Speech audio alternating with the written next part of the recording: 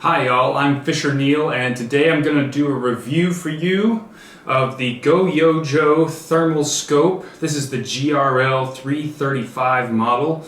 It's a budget thermal scope that really is a pretty serviceable option if you're trying not to spend thousands and thousands of dollars to have a thermal scope, but it does have some limitations. So I'm going to go through and talk about what my experience with it was. First off, everything that you get, the scope comes with a battery, with a charger. This is also an extra USB cable that you can plug directly in.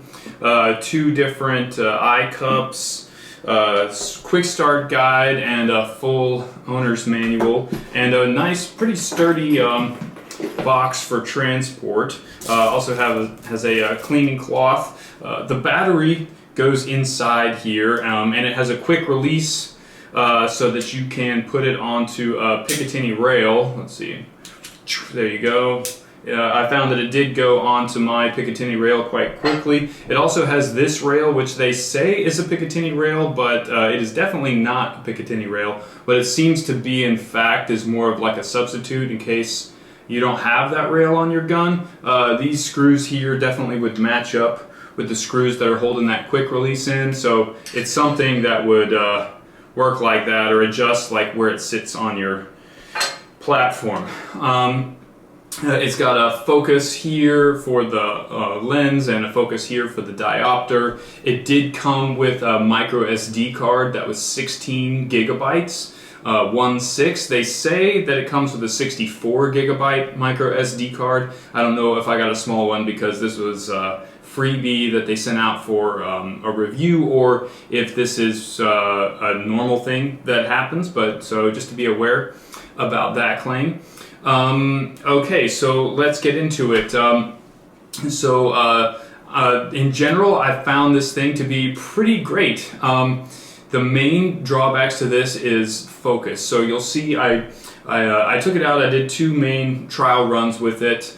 The first trial run, I put it onto my crossbow because I don't actually have a rifle that's really appropriate for this. One thing about this is, the maximum eye relief is about 5 centimeters. So your, if you have a high recoil weapon, which pretty much all the ones that I have that I could use, I'm in New Jersey, so we're a shotgun only state. A slug shotgun is just going to be too much recoil for me to be comfortable being that close. But if you were shooting, a tactical style, an AR platform, it's going to be more than adequate. I just want to pop in and make a quick caveat here that the video that I'm showing you from the device, for some reason, when I put it into Final Cut, it gets super pixelated in places. The image that I'm getting from the viewfinder is a lot more clear than that. There's none of this crazy pixelation. It's not a perfectly clear image, but it's better than what you're seeing here, and I'm sorry, I just don't know how to fix that. But you see in the places where it does settle down and gets relatively clear, that is about the image that I was seeing through the viewfinder. But so I put it on my crossbow and took it out in the middle of a hot day. It was about 93 degrees, and you'll see, I'll show you the video. The first shot out of the box was pretty much dead on. It was about 1.5 inches high at 15 yards. So, at 50 yards or whatever with your rifle, I'm sure you're going to be on the paper. It does have a feature called the one shot zero, I think is what they call it. It took me a second to figure out how it works, but I actually found it to be pretty effective. Basically, you take your first shot, and then when you go to adjust the reticle, if you hold it on the bullseye you're trying to hit, and then hit the adjust button, it freezes the image, and you can then just adjust the crosshairs up to where that point of impact was, up or over, whatever it is.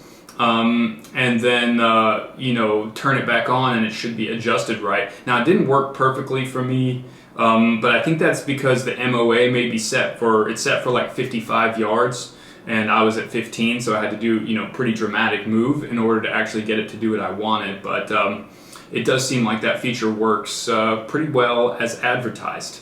Then you'll see, so I did some video at night. I went to a park excuse me, I went to a park that's near my house, and where I can see about 250, 300 yards, and deer like to come in there. So I took some video of deer at about 250 yards, I would say. You can see me cycling through the different zooms. It goes 4x, 8x, 12x, and 16. There's no in between.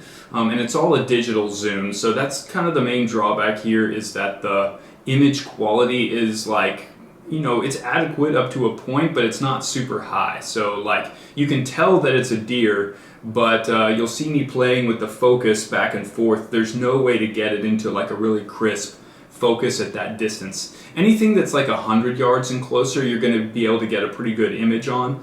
And certainly you could tell, is it a deer, is it a coyote, is it a pig, whatever, and probably where to shoot within those distances. But when you go to like, they're claiming here that the detection range is 1,500 to 1,800 yards for this. And that's probably true, but what you're going to detect is like a speck. I would not expect to be making accurate shots with this past 300 or 400 yards, because it's going to be hard to tell what's what, I think. That said, anything in closer, you should have no issues with. It does automatically record when you shoot. It feels the recoil and records, and it records in loops. That's how I recorded the video that you'll see. It has several different color options, so that's pretty cool to play with. The buttons are pretty easy to learn and get the hang of using. It's got a focus ring in the front that I played with a bunch, and it does get a pretty clear picture, as I said, if it's not too far away. What else should I tell you about this? Oh, so the battery life. I found that the battery life was a bit disappointing. They say 6 to 8 hours battery life.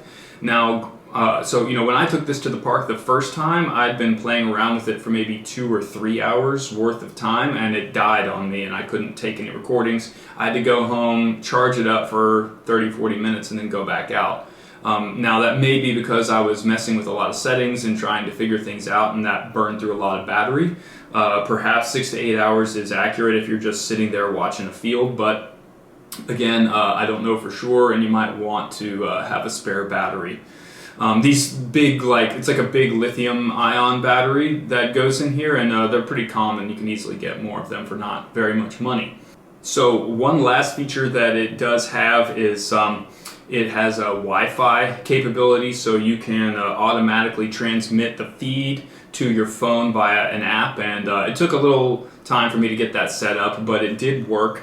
For whatever applications you might want that, to have a partner watching, or to be able to see what is being seen through the scope without having to look through the viewfinder, that feature definitely does work. So yeah, all in all, I would say as a budget option, where you're not spending like thousands upon thousands of dollars for a thermal scope, this thing's pretty solid. It's definitely going to be very useful up into a point, useful as a monocular to find game in the field, and useful as a budget thermal scope. So there you go.